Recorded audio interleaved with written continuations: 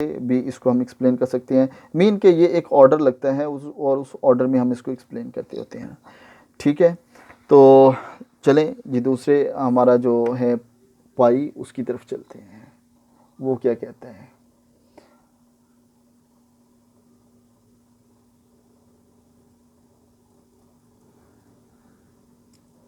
अच्छा, मैंने जो आपको एग्जांपल्स दी हैं इसके अलावा भी एग्जांपल्स बहुत सारी हैं, बुक्स में दी गई हैं, क्योंकि वीडियोस हैं और वीडियोस में मैं थोड़ा सा शॉर्ट ही रखूँगा। ठीक है, हर चीज़ को इतना डिटेल से शायद मैं यहाँ पे एक्सप्लेन ना कर सकूँ, तो थोड़ा सा आप बुक से भी वहाँ पे लाजमी आप लोगों ने हेल्प लेना होगी। ठीक हो गया, तो चलें अब हम चलते हैं पाई की तरफ।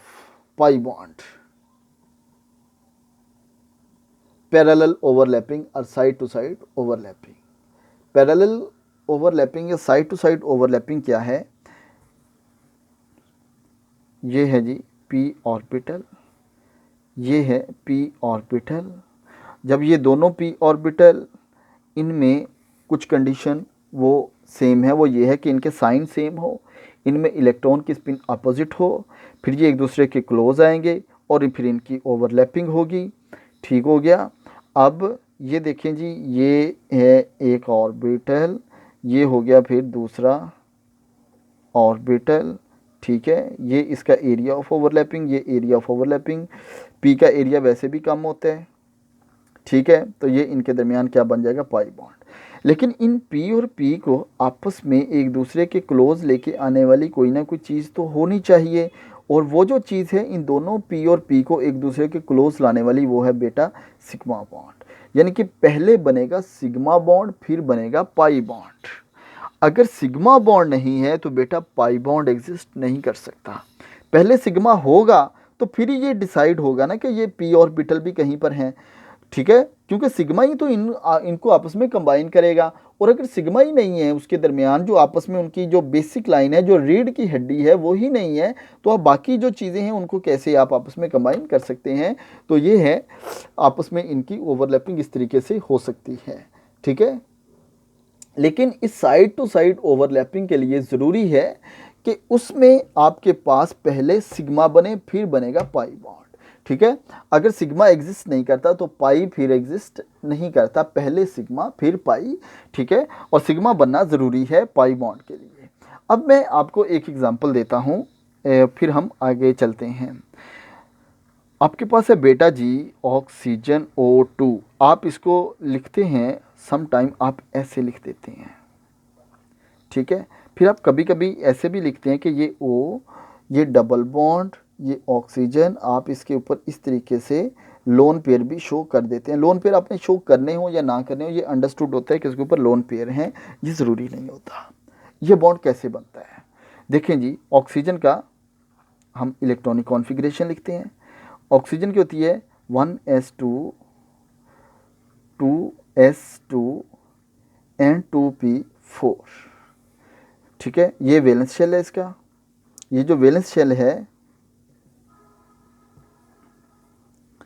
इसके हम ऑर्बिटल्स की फॉर्म में लिख लेते हैं। ये है 2s, ये क्या है बेटा जी 2p, और ये 2 इलेक्ट्रॉन, ये इसके अंदर 4 इलेक्ट्रॉन। ठीक हो गया, इस तरीके से आपने फिल कर देनी है। इसी तरह जो दूसरा ऑक्सीजन है मैं उसको ब्लैक से शो कर देता हूँ। मैं उसके भी जस्ट वैलेंस शेल की जो ऑर्बिटल की इलेक्ट्रॉनिक कॉन्फ़िगरेशन है वो लिखता हूँ।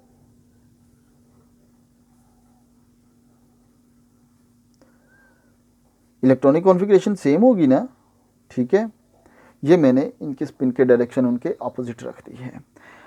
अब यहाँ से आपके लिए अंडरस्टैंड करना बहुत आसान है कि एक ये बनाएगा, एक ये शेयर करेगा, एक ये करेगा, तो फिर इनके दरमियान बॉन्ड बनेगा।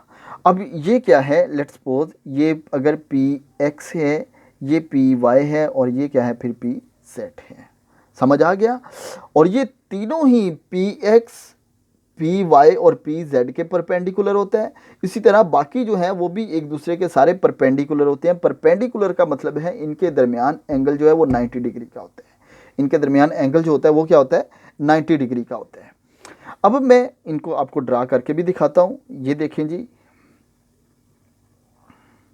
लेट्स सपोज ये है एक ऑर्बिटल, इसको आप कह लें कि ये पी वाई है, इसको आप कह लें कि ये पी जेड है, ठीक है।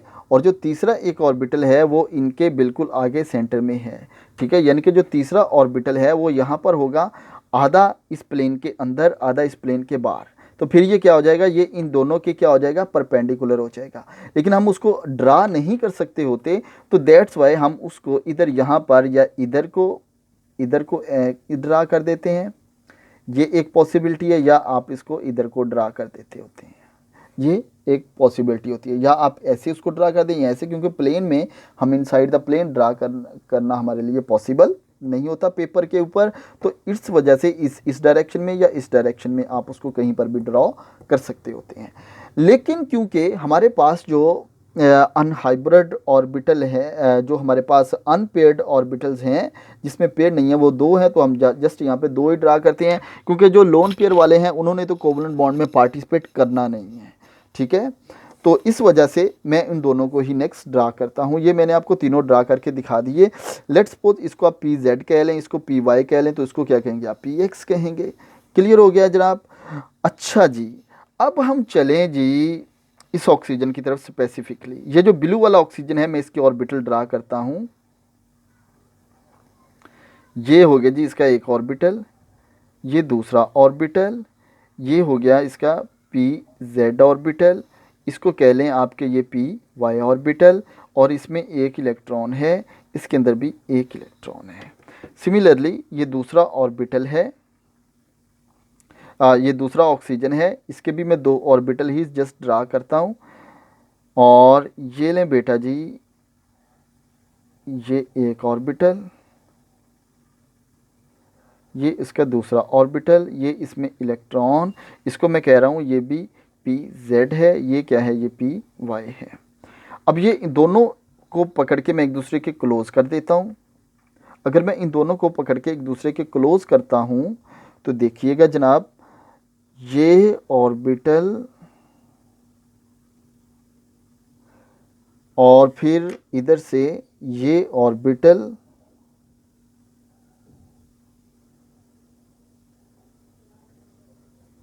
ठीक है, ये आपस में क्या किया, ओवरलैप, एक इसका इलेक्ट्रॉन और दूसरा जो था इसका इलेक्ट्रॉन, और एक इसका जो ऑर्बिटल था वो वैसे ही रहा यहाँ पर।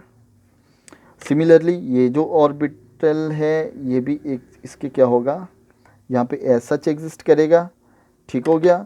और इसके अंदर भी अभी एक एक इलेक्ट्रॉन है। बेटा ये क्या बन गया, ये बन गया सिग्मा बॉन्ड।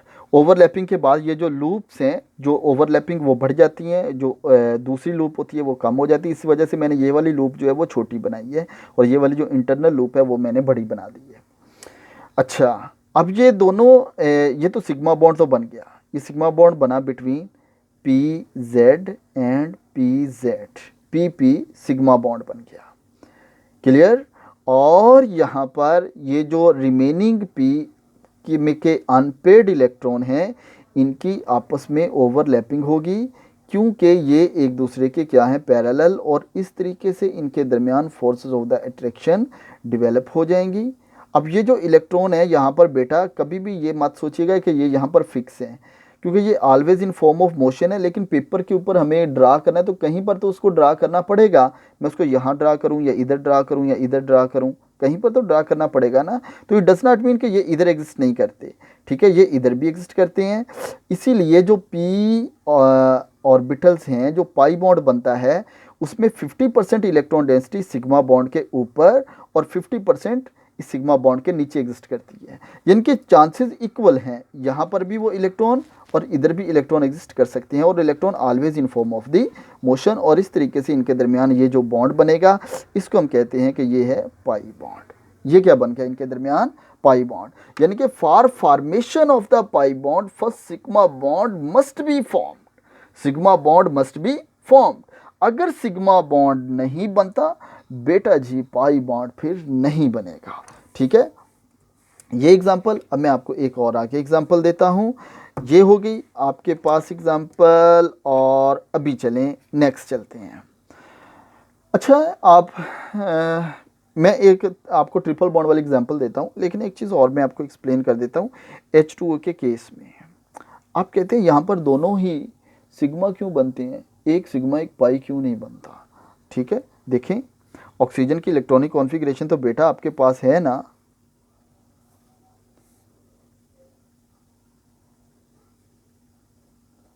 ऐसी होती है, और हाइड्रोजन की आपको पता है 1s होती है, यानी कि इसका जो ऑर्बिटल्स हैं वो इस तरीके से एक दूसरे के क्या हैं, परपेंडिकुलर, यानी कि इसमें एक अनपेड इलेक्ट्रॉन, इसमें एक अनपेड इलेक्ट्रॉन, इसको आप 2pz कह लें, इसको आप 2py कह लें। ठीक हो गया। अब जो s ऑर्बिटल है वो s एक यहाँ पे ओवरलैप कर जाता है और दूसरा जो है ये ओवरलैप कर गया, ये सिग्मा बॉन्ड बन गया। अब इसके पास तो कोई ऑर्बिटल है ही नहीं, ठीक है, एक ही था ना, तो इसलिए फिर इसने एक ही बनाना था यहाँ पर, तो इसलिए ये इनके दरमियान इस तरीके से भी ये सिग्मा बॉन्ड बनते हैं। एक्चुअली ये मैंने थोड़ी सी यहाँ पे बात आई थी तो मैंने आपको ये भी एक्सप्लेन करना ज़रूरी समझा था। ठीक है, तो इस तरीके से इनके दरमियान दो सिग्मा बॉन्ड ही बनेंगे। तो ऑक्सीजन नेवर ऐसा नहीं है कि अगर एक एटम के पास दो अनपेड इलेक्ट्रॉन है तो हमेशा एक सिग्मा और एक पाई बनेगा। मैं एक्चुअली इस चीज़ को आपको एक्सप्लेन करना चाह रहा हूँ कि देखें दो अनपेड इलेक्ट्रॉन है, आप ये कहें कि एक सिग्मा बना लेगा एक पाई बना लेगा, ये पॉसिबल है, लेकिन ये भी पॉसिबल है कि वो दोनों सिग्मा बना लें, वो दोनों ही सिग्मा बना ले, और ये भी हेड टू हेड ओवरलैपिंग है, ये भी हेड टू हेड ओवरलैपिंग है, ये अलग एक हाइड्रोजन का एटम है, ये दूसरा इससे अलग एक हाइड्रोजन का एटम है, तो ये दोनों पॉसिबल होती हैं। फिर हम चलते हैं आगे G N triple bond N की तरफ, N2। ठीक है, अब इसमें तीनों ऑर्बिटल आ जाएंगे। मैं नाइट्रोजन की पहले इलेक्ट्रॉनिक कॉन्फ़िगरेशन कर देता हूं जी। ये है वैलेंस शेल की इलेक्ट्रॉनिक कॉन्फ़िगरेशन जस्ट करूंगा मैं,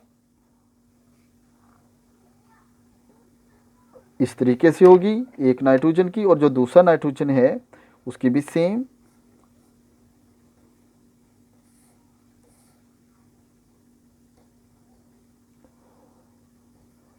हो गई। ठीक है, px py pz लिख लिया। चलें जी, अब देखें एक ऑर्बिटल बेटा बन गया, देखिएगा ज़रा गौर से, ये वाला pz बन गया, ये py बन गया, और इसी तरीके से जैसे मैंने आपको ये पहले बताया था, ठीक है, ये आपके पास इसी फॉर्म में इस तरीके से हमने तीसरा भी अभी बनाना है, लेकिन मैं दो को ही बनाऊंगा ताकि आप लोगों को कन्फ्यूजन ना हो। और ये जो दूसरा नाइट्रोजन का, इसका p ऑर्बिटल, सॉरी ये इसका दूसरा, अभी इनका एक एक रहता है। ठीक हो गया ना बेटा जी। ये देखें भाई यहाँ पर अब आपको नज़र आ रहा है एक इसका इलेक्ट्रॉन एक इसका इलेक्ट्रॉन, यानी कि ये भी यूटिलाइज हो गया, ये भी हो गया। सिमिलरली ये देखें इधर, ये एक, ये भी एक, ये भी गया और ये भी गया, क्या ठीक है, और इनके दरमियान ये बन गया आपस में सिग्मा बॉन्ड, और ये सिग्मा बॉन्ड बना बिटवीन P एंड P, ये सिग्मा बॉन्ड बना बिटवीन P एंड P। और फिर ये जो बॉन्ड बना एक, ये क्या बना, पाई बॉन्ड, ये क्या बना, पाई बॉन्ड। इसको मैं इधर ऐसे इनकी फोर्सेस ऑफ द अट्रैक्शन को मैं शो कर सकता हूँ। ठीक है, यानी कि नाइट्रोजन के दरमियान, इन दोनों के दरमियान एक, पहले आपने कहा कि एक बन गया सिग्मा बॉन्ड, और फिर क्या बना, पाई बॉन्ड, क्योंकि पाई बॉन्ड आप 50% ऊपर और 50% डाउन, इसलिए यहाँ पर दोनों साइडों पे हम शो करते होते हैं, लेकिन यहाँ पे बॉन्ड एक ही नज़र आता है। अब जो तीसरा बॉन्ड जनाबे वाला बनना है वो आप कहते हैं कि वो इन दोनों प्लेन के क्या है, परपेंडिकुलर है। अब वो इधर है ऐसे, हाफ जो इस प्लेन के अंदर, हाफ बाहर, हाफ अंदर हाफ बाहर। अब हम उसको इधर तो नहीं ड्रा कर सकते, चलें जी हम उसको यहाँ पे ड्रा कर देते हैं कुछ ऐसे करके। सिमिलरली जो इधर वाला है इसको भी हम ऐसे ही ड्रा कर सकते हैं, कर दिया। इसमें भी एक इलेक्ट्रॉन है, इसका भी एक इलेक्ट्रॉन है। अब ये दोनों आपस में क्या एक दूसरे के पैरेलल हैं, ये वाले, ये भी क्या है एक दूसरे के पैरेलल। ठीक है, इसको आप नेम दे दें जो भी देना है, px ही बचता है, बाकी px नेम दे दें। तो ये लें जी तीसरा बॉन्ड इसकी वजह से ऐसे बनता है। ठीक है, तो ये इनके दरमियान इस तरीके का ये एक नाइट्रोजन, और ये नाइट्रोजन के दरमियान फिर इस तरीके की ओवरलैपिंग, और फिर इनके दरमियान में एक सिग्मा और दो पाई बॉन्ड इस तरीके से आगे डेवलप हो जाते हैं। तो ये है आपके पास इनकी ओवरलैपिंग, जिसको आप पैरेलल ओवरलैपिंग कहते हैं या साइड टू साइड ओवरलैपिंग कहते हैं। ठीक है, तो वाई वाई के पैरेलल है, और ये भी ज़रूरी है कि उनकी प्लेन सेम हो, यानी कि वाई एक्सिस वाला वाई एक्सिस से ही प्लेन करे ओवरलैप करेगा, जेड एक्सिस वाला जेड से ही ओवरलैप करेगा। ठीक हो गया ना। तो इसलिए इनकी आपस में जो प्लेन्स हैं वो सारी होनी चाहिए, सेम होनी चाहिए। क्लियर। तो आगे जो एक और टाइप है वो है हमारी side to side overlapping in d orbital. अब ये जो पाई बॉन्ड बना है हम इसको कहते हैं पी पाई ऑर्बिटल, पी पाई पी पाई। ठीक है, पी पाई पी पाई। अब पी जो है वो एक्स, पी और पी एक्स, इसके दरमियान पाई बॉन्ड, पी वाई इसके दरमियान भी क्या है, पाई बॉन्ड। और दूसरी जो है अभी हमारे पास वो भी साइड टू साइड ओवरलैपिंग है, लेकिन उसके दरमियान जो ओवरलैपिंग है वो है बॉन्ड बिटवीन पी और डी ऑर्बिटल। ठीक है, तो डिफरेंट टाइप के जो डी ऑर्बिटल्स हैं उनकी भी ओवरलैपिंग इसी तरीके से पॉसिबल हो सकती है। ठीक है, तो अभी हम इसको मैं आपके साथ एक्सप्लेन करूँगा। अच्छा, आपने जो डिफरेंट एटम्स हैं, जब तक आप इनकी कुछ प्रैक्टिस नहीं करेंगे आपको उसकी समझ नहीं आएगी। मैं at the end of the lecture भी आपको कुछ बताऊंगा, या मैं अभी आपको कुछ लिखवा देता हूं, आप लिख लें H2O। उसमें देखें कि कितने number of the sigma bond हैं और कितने पाई बॉन्ड हैं। इसी तरह NH3 में इसको ड्रा करके देखें। जब तक आप स्ट्रक्चर ड्रा नहीं करेंगे तब तक आपको बेटा कुछ समझ नहीं आएगा। और स्ट्रक्चर ड्रा करने के लिए ज़रूरी है कि पहले आपको उस एटम की इलेक्ट्रॉनिक कॉन्फ़िगरेशन का पता हो। इसी तरह C2H2 है, C2H4 है, इनके भी डिफरेंट जो है आप बना के देखें कि इनके दरमियान कौन कौन से बॉन्ड बनते हैं और कैसे बनते हैं। तो देन आपको काफ़ी इसमें हेल्पफुल हो जाएगा। SO3 में बना के देखें, ठीक है, कि SO3 में कैसे बॉन्ड बनते हैं और कितने सिग्मा और कितने पाई और किस तरीके से ये चलता है। तो ये आपको सारी चीज़ें यहाँ से मिलती जाएंगी इंशाल्लाह। तो अभी हम चलेंगे जी बिटवीन द पाई पी और डी ऑर्बिटल्स के। अब ये ज़रा थोड़ा सा आपने इसको थोड़ा सा समझना है, फिर हम इंशाल्लाह इसमें कोई इतनी मुश्किल चीज़ नहीं है जिसको हम समझ ना सकें। और अभी मेरे पास जो है वो 2 कलर की ही मार्कर है, तो आप ज़रा थोड़ा सा इसको समझने की ट्राई कीजिएगा। अगर कोई और मुझे कलर वाली मिल गई तो मैं आपको एक, क्योंकि हमें डी को भी इन्वॉल्व यहाँ पे करना पड़ेगा, चलें हम कुछ ना कुछ डिफ्रेंशिएट करके इसको समझा लेंगे और आप समझ जाएंगे इंशाल्लाह। आप काफ़ी समझदार बच्चे हैं आप लोग। तो मैं आपके साथ बेटा डिस्कस करना चाहता हूँ स्ट्रक्चर। चले मैं SO3 को डिस्कस करता हूँ और फिर मैं यहाँ पे डी को भी ले आऊँगा, इसमें इसी में ही लेके आऊँगा। SO3 सबसे पहला काम, एटॉमिक नंबर लिखें। सल्फर का कितना होता है 16। ये होगा फिर हमारे पास इसका वैलेंस शेल वो होगा हमारे पास 3s2 एंड 3p4। ठीक है, और इसमें ये है 3s और फिर ये है जनाबे वाला 3p और ये 2 इलेक्ट्रॉन, 1 2 3 और ये 4 इलेक्ट्रॉन। इसके बाद बेटा जी ये इसकी ग्राउंड स्टेट है, लेकिन आगे इसके बाद 3d भी अवेलेबल होता है इसमें, और d में 5 ऑर्बिटल्स होते हैं। अब ये कैसे आपको कैसे पता चलेगा, कैसे बनना है, ये सारी चीज़ें मैं आपको बाद में इसके इंशाल्लाह आपको क्लियर होती जाएंगी जब आप बना लेंगे। तो मैं भी आपको इंशाल्लाह वो डिस्कस कर लूँगा। एक इलेक्ट्रॉन यहाँ से जंप करके 3s से 3p में 3d में जा सकता है। सिमिलरली 3s से भी एक इलेक्ट्रॉन जंप करके 3d में जा सकता है। अगर आप यहाँ पे देखें तो ये without goes to the excited state ये 2 कोवलेंट बॉन्ड बना सकता है, लेकिन जब ये यहाँ पर भी एक्साइट करके चला जाएगा तो जनाब फिर आपके पास देखें कितने अनपेयर्ड इलेक्ट्रॉन बनेंगे, 1 2 3 और एक ये p वाला इधर चला गया, एक ये चला गया, कितने होगा टोटल 6। इसका मतलब है 6 आपके पास कोवलेंट बॉन्ड बन सकते हैं। 6 कोवलेंट बॉन्ड आपके पास बनेंगे। उसमें एक S है, 3 P के हैं और 2 D के हैं। 2 किसके हैं? D के हैं। क्लियर हो गया ना बात अब आपको? जी, मैं आपको स्ट्रक्चर जो है बना के दिखाऊंगा, ज़रा आप देखिएगा कैसे बनता है इंशाल्लाह ताला। अब इसमें देखिए कि आपके पास है एक बना जनाब, ये सेंट्रल एटम है सल्फ़र। इस सल्फ़र के साथ एक है यहाँ पर, ये मैं इसको डॉटेड लाइन से शो कर दूं,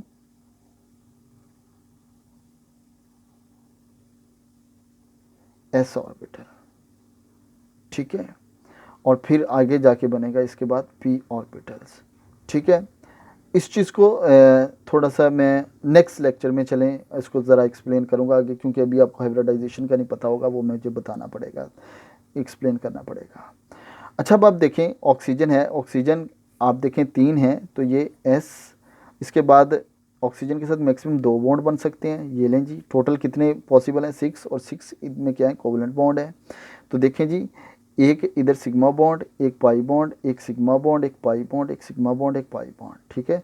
तो 3 ऑक्सीजन ऐसे करके इसके साथ अटैच हो जाएंगे, ठीक है। और ये इसी तरह H2SO4 में भी इसी तरीके से फिर आगे चलेगा, तो D ऑर्बिटल भी इसके अंदर इन्वॉल्व हो जाएगा। अब मैं आपको कौन सी एग्ज़ाम्पल दूं जो सिंपल सी भी हो, क्योंकि इसमें काफ़ी कम्प्लेक्सिटी है आपके पास।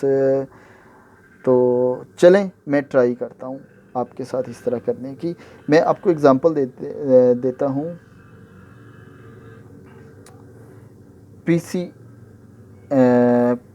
PCl3 और PCl5 में चलते हैं। PCl3, अब हमारे पास सिर्फ 8 मिनट हैं इस वीडियो को कंप्लीट होने में। PCl3 आप देख लीजिएगा। फास्फोरस में मैं इसको अभी शॉर्ट करके आगे चलूँगा।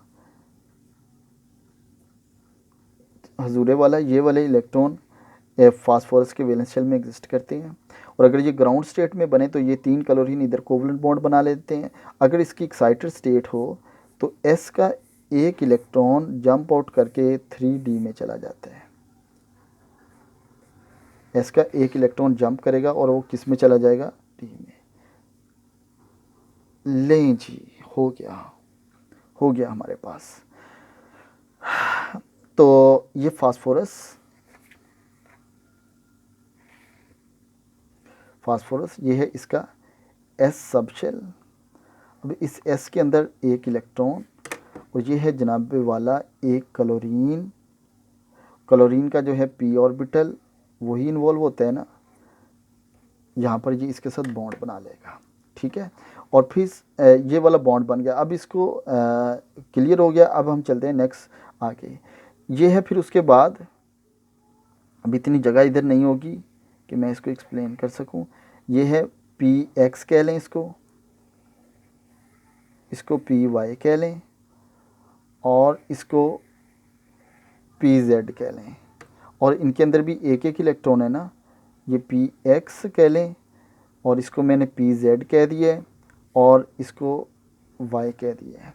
इसके साथ भी सिमिलरली ये एक क्लोरीन तो पहले ये वाला अटैच था ना, ये दूसरा क्लोरीन आके अटैच हो जाएगा जो उसका PZ है क्लोरीन का, ठीक है।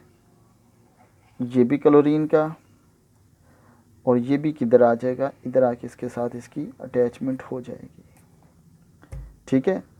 तो 1 2 3 4 क्लोरीन बन गए। एक्चुअली मैं इसके अंदर आपको D ऑर्बिटल जस्ट बताना चाहता हूँ और कुछ भी नहीं है। अब जो D ऑर्बिटल है वो भी इसी फास्फोरस के साथ, और वो होता है डबल शेप। मैं इसका ज़रा इस तरीके से ऐसे बना रहा हूँ। अब देखें ज़रा, इसको आप समझ जाएंगे, आप 1 बाय 1 करके बनाएंगे, आपको समझ आ जाएगा। 1 2 3 4, ये वाली जो चारों 1 2 3 और ये 4 लूप्स मैंने बना दिए हैं। इस D के अंदर भी एक इलेक्ट्रॉन है यहाँ पर, ठीक है। इस D के अंदर भी क्या है? एक इलेक्ट्रॉन है। अब जो है आपके पास बेटा जी क्लोरीन, उसका जो P ऑर्बिटल है, वो P ऑर्बिटल उस क्लोरीन का जो लास्ट वन है, 5th वन है, वो इस तरीके से इधर ओवरलैप करेगा, और ये वाला बॉन्ड इधर इसके साथ D के साथ भी बन जाएगा। तो ये इसी तरीके से इसके ऊपर ही बनेंगे S P और D तो इस चीज़ को आपको अंडरस्टैंड कर लेना चाहिए कि कैसे थोड़ा सा, क्योंकि ये कम्प्लेक्स स्ट्रक्चर है एक, ठीक है। तो आप ऐसे करें, पहले आप फास्फोरस का बनाएं, उसका एक डिफरेंट कलर से बनाएं, फिर उसके जो पी ऑर्बिटल्स हैं उनको डिफरेंट कलर से बनाएं, ठीक है। और क्लोरीन के जितने एटम हैं उनके लिए अलग रखें, और फिर जो डी है उसके लिए डिफरेंट कलर रखें।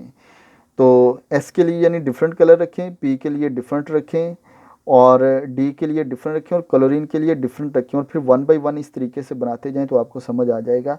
ये इस तरीके से फिर ये PCl5 का स्ट्रक्चर बनता है, डी ऑर्बिटल भी इसमें इन्वॉल्व होता है। और अगर दूसरा डी भी हो तो वो दूसरा डी फिर अगेन बनेगा, वो अगेन बनेगा यहाँ पर, ठीक है। उसकी लूप्स फिर बनेगी और फिर उसकी ओवरलैपिंग होगी, जैसे कि मैंने आपको सल्फर के केस में भी आपको एग्जांपल्स इसकी दी थी। तो अब इसके आपके पास डिफरेंट टाइप के सिग्मा बॉन्ड बन गए, सिग्मा बॉन्ड बिटवीन एस और P, sigma bond between P और P, sigma bond between P और P, sigma bond between P और P, sigma bond between D and P. P कौन सा है? क्लोरीन का, तो सारे पी है ना। तो ये जो सारे बने हैं इसके अंदर सिग्मा बॉन्ड, इन सारे सिग्मा बॉन्ड की स्ट्रेंथ इक्वल नहीं है, इन सारे के सारे सिग्मा बॉन्ड की स्ट्रेंथ इक्वल नहीं है, एक जैसी नहीं है। यानी कि इसमें अगर आप देखें एस और पी ज़्यादा स्ट्रॉन्गर होगा as compare to the p और पी, और पी ज़्यादा स्ट्रॉन्गर होगा as compare to the p और डी, क्योंकि पी और डी की जो ओवरलैपिंग होती है वो पी से भी कम होती है। ठीक हो गया। तो ये आप लोग इसको यहाँ पर देखिएगा कि यानी कि बॉन्ड सिग्मा ही बनेंगे, लेकिन उनकी जो स्ट्रेंथ है वो इक्वल नहीं बनेगी। तो जब तक बेटा जी ये आप ड्रा करके नहीं देखेंगे आपको ये चीज़ें समझ नहीं आएंगी। तो इनको ड्रा करें, इसको देखें और इनको ड्रा करें, ये डी की ओवरलैपिंग है, और फिर हम इसको इंशाल्लाह आगे भी जाके चल सकते हैं। आगे जी डिफरेंस होता है बिटवीन सिग्मा और पाई बॉन्ड, और ये जो हमने पढ़ा है कि वो एक्सियल ओवरलैपिंग होती है, ये साइड टू साइड ओवरलैपिंग होती है पाई के अंदर, और जो एक्सियल ओवरलैपिंग है वो बिटवीन एस और SP हो सकती है, ठीक है। और जो पाई ओवरलैपिंग है ये साइड टू साइड है, वो बिटवीन P और P ऑर्बिटल या P और D ऑर्बिटल जैसे यहाँ पर है, इसी तरह बिटवीन D और D ऑर्बिटल भी ओवरलैपिंग हो सकती है। तो सबसे जो स्ट्रॉन्गर ओवरलैपिंग है वो बिटवीन P और P होगी पाई के अंदर, फिर P और D के अंदर होगी, और फिर जो सबसे जो वीक होगा वो D पाई और D पाई होगा, जो यानी कि जो दोनों D आपस में मिलकर भी पाई बॉन्ड बना सकते हैं, जस्ट लाइक दिस। जैसे कि ये एक D ऑर्बिटल है, ठीक है, और ये दूसरा D ऑर्बिटल है, ये भी आपस में यहाँ से ये पाई बॉन्ड बनाएंगे, लेकिन ये वाला जो पाई बॉन्ड होगा ये इनका वीक पाई बॉन्ड होगा, ठीक है। इसकी इसी तरह जो की है एक्सटेंट ऑफ ओवरलैपिंग, वो स्ट्रेंथ ऑफ द बॉन्ड इसके ऊपर, और बॉन्ड एनर्जी और ये सारी चीज़ें इसके अंदर, ये आप इसके जो डिफरेंसेस जो हमने पढ़े हैं इन्हीं चीज़ों को आप आगे भी बेटा जी एक्सप्लेन कर सकते हैं। तो ये VBT के बारे में एक छोटा सा कॉन्सेप्ट था। अभी मैं VBT को आगे इनफॉर्मल हाइब्रिडाइजेशन भी नेक्स्ट लेक्चर में लेके चलूँगा। और वो क्यों लेके चलूँगा, क्योंकि अभी मैं आपको यहाँ से बता दिया मैंने कि यहाँ पर ये जो बॉन्ड तो सारे सिग्मा बन गए हैं, लेकिन ये सारे सिग्मा बॉन्ड इक्वल नहीं है। लेकिन अगर हम एक्चुअली देखें किसी भी स्ट्रक्चर को, तो सारे जो सिग्मा बॉन्ड होते हैं वो तो इक्वली स्ट्रॉन्ग होते हैं। तो ये जो VBT कहती है कि ये ठीक है ओवरलैपिंग का कॉन्सेप्ट तो है, लेकिन ये जो ओवरलैपिंग का कॉन्सेप्ट है ये तो कहते हैं कि strength of the bond is different, एक ही टाइप के जो एक ही स्ट्रक्चर के अंदर हैं। तो ये स्ट्रेंथ ऑफ द बॉन्ड जब हमारे पास PCl5 है तो हम उसमें डिसाइड ही नहीं कर सकते कि कौन सा सिग्मा बॉन्ड S और S का, कौन सा S और P का। और ये वो जो PCl5 में अगर हम ऑब्जर्व करते हैं उसकी बॉन्ड एनर्जी से, तो सारे सिग्मा बॉन्ड इक्वली स्ट्रॉन्ग होते हैं। तो ये एक्चुअली इस VBT का ड्रॉबैक है। इस ड्रॉबैक को हम आगे फिर जाके इंशाल्लाह देखेंगे। थैंक यू जी, अल्लाह हाफिज़।